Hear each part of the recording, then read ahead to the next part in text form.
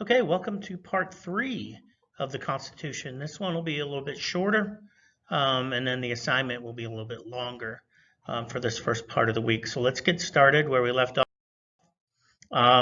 The third part of some of the major things that they had to deal with, you remember we did equality and we did economic issues.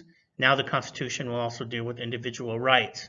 So to start with, there are very few personal freedoms listed in the Constitution, and we have to understand why.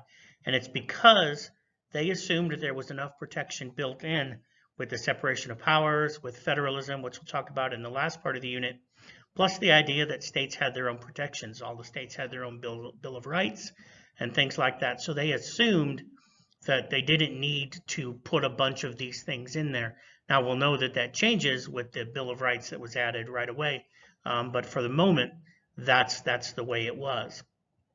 But there are a few things, so we have to talk about a couple of them to make sure we understand. It prohibits the suspension of what's called habeas corpus, with the exception that Congress could suspend it during an invasion or rebellion. So that's in Article 1, Section 9.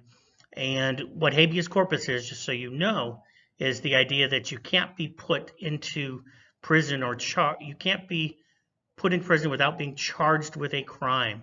And you have to be able to go before a neutral judge to also make that determination. And what was happening prior to the revolution was the British were throwing people in jail with no charges. And habeas corpus is something that is a right that we have, so we have to be told why we're being charged, why we're being held in jail.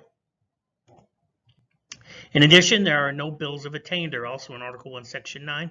You need to know what that is. A bill of attainder is essentially Congress passing a law arresting you or charging you with a crime. That's not the way it is. Again, Parliament had done that, so it's something to make sure that that doesn't happen, that a legislature cannot charge people with crimes. In addition, no ex post facto laws, another fun Latin term. What that means is after the fact.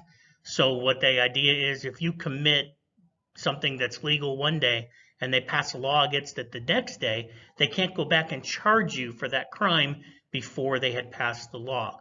So nothing after the fact. From that day forward, if you do it again, of course, you can be arrested. But if you had done it in the past and it wasn't a crime, they can't go back in time and arrest you for something that wasn't a crime when you did it. A couple other things. No religious qualifications for office. Also, there were strict rules. If you look in Article 3, Section 3, there are actual strict rules for the charge of treason, which is something that protects against what the British had done. They had charged people with treason and just thrown them in jail with no witnesses or anything like that. Also, a right to trial by jury in criminal cases. That's also in Article 3. And we will see that the Bill of Rights adds right to trial by jury in civil cases, but for the moment, it's just in criminal cases. Okay, so let's look at what they created in this case. And what we have is what's called the Madisonian model. And that's what Federalist 10 and Brutus 1 and Federalist 51, which will be later in the week, are about. First of all, we have to understand that the writers, and Madison is the main writer here. That's why it's called the Madisonian model. Madison and the Madisonians feared a tyranny of the majority. They feared a majority being able to take away people's property and people's rights. And the idea that he uses is he uses what are called factions. And he says factions are the major problem. And his definition then of faction are interests or groups uniting around an issue. They wanted to make sure there was never going to be a clear majority that could unite around issues that would create tyranny.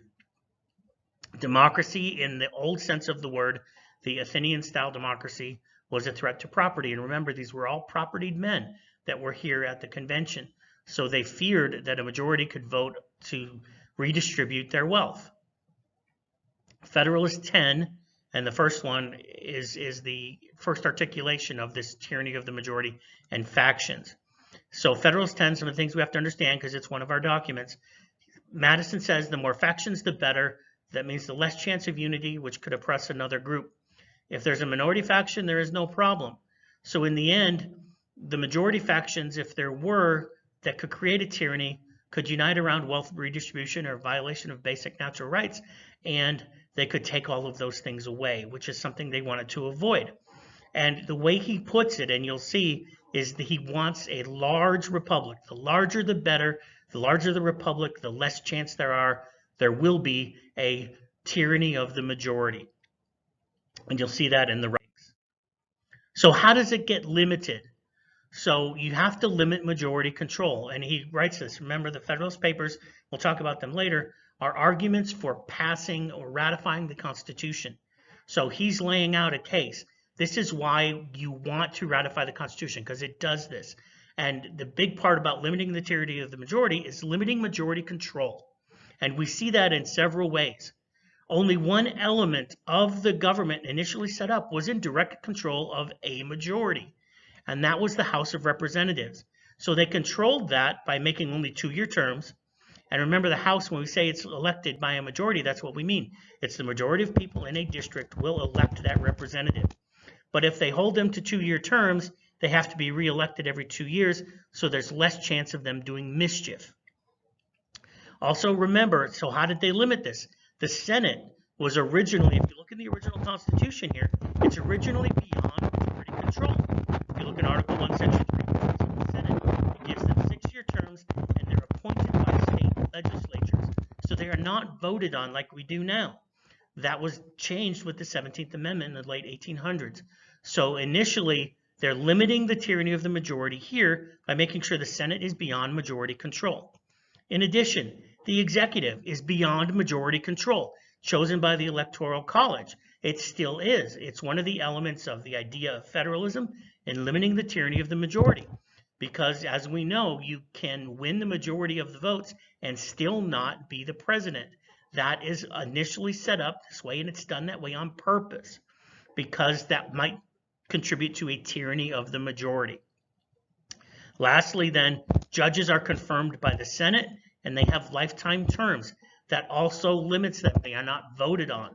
Judges in the federal system, judges and Supreme Court justices are not voted on. Some states have votes. In fact, Georgia, we vote on judges at the county level, and we actually vote in a way on judges at the Supreme Court and at the appellate level in Georgia too. So we just have to understand that they're taking this away, making sure judges are only confirmed by the Senate and they have lifetime tenure to avoid them being subject to majority rule. Very, very important concept. The last couple of things we'll talk about is Federalist 51, which will be later on in the week. Some key phrases in there. Ambition must be made to counteract ambition. You'll read that.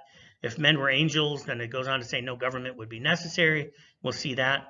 And then the key phrase in here is we have to enable government to control the governed and then oblige it to control itself. And that's an argument. We have set this up. We have put this in place to make government control itself. And we've done so by putting, we just talked about this, much of government beyond tyranny or beyond the majority control. Only the House is in control of the majority. Separation of powers and checks and balances. And we'll talk about those as we go on. So if we move along then, we talk about separation of powers. Each of the 3 branches are relatively independent of the other branches. And that's done on purpose. And it's argued in Federalist 51. This is the way it's supposed to be, and this is the way it works well. And each of them, as we know, is given independent elements of power, but there's also shared elements of power. And when we go through in Unit 2 some of the way this works, separation of powers and checks and balances in more detail, we will see that. But this is the key phrase in Federalist 51 and how this works. Ambition is made to counteract ambition. What they're saying, what Madison is saying here, is that we give power to both or 3 branches, and we know that men will always want power, so we make sure that there's enough power of separation that nobody will take those powers away. They know that Congress will make sure the president doesn't take their power, and the president will make sure Congress doesn't take his power, and so on. The checks and balances portion, again, the 3 branches, because of this, continually constrain each other. And we know these, we're going to come up with, just to mention 3 quick ones, the 3 big features of checks and balances. The president's veto power, huge check on the congressional branch, on the legislature. We'll talk more about that in Unit 2. Congress holds the purse strings. That's their biggest hold on the president's power. because nothing can be spent unless Congress says it can be spent. And also on the Senate side, they approve presidential appointments, a major check on presidential power. And of course, the courts have their own. They determine constitutionality of laws. We'll talk about Marbury versus Madison in Unit 2, but that's the case that sets this up.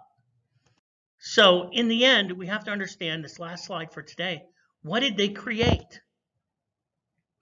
They created, according to Ben Franklin, a republic, gentlemen, if you can keep it. And they didn't know. Nobody had any idea how long this would last. Certainly, I'm going to guess they didn't expect it to last these 230 plus years, but who knows? But what we have to understand is the system favors the way it is. It favors the status quo. We have to understand that. Change usually takes a sizable majority. And this is one of the things we have a hard time with today because we like things to move quickly. Well, it's not meant to move quickly. Opponents only have to win a battle one time. Change requires winning every battle. And what we mean by that is you have to go through a variety of things. You have to go through a subcommittee, then a committee, and then the whole House, or a subcommittee and the committee and the whole Senate, and then they have to get together and they have to agree to the same thing. Any point in that time, the opponents of it can win and it's done. You have to win at every point to get change to happen, to get a new law or what have you. So the idea then is the Madisonian system encourages slow movement and slow change. So it's designed that way. We have to understand, as much as we want, hey, Congress, you got to do something about this now. It's not designed to move fast. It's very, very difficult for it to move quickly. I mean, for it to move quickly, it can take a couple of months, and that's lightning fast. So we have to understand that it was created this way. It's not a defect. It's the way it was put together. Okay, so that ends what we've got today. We'll have one more set of lectures for the next one, plus one more assignment in Federalist 51, and then we'll have the quiz later this week. So good luck on that, and we will. I'll see you with a new one on Wednesday.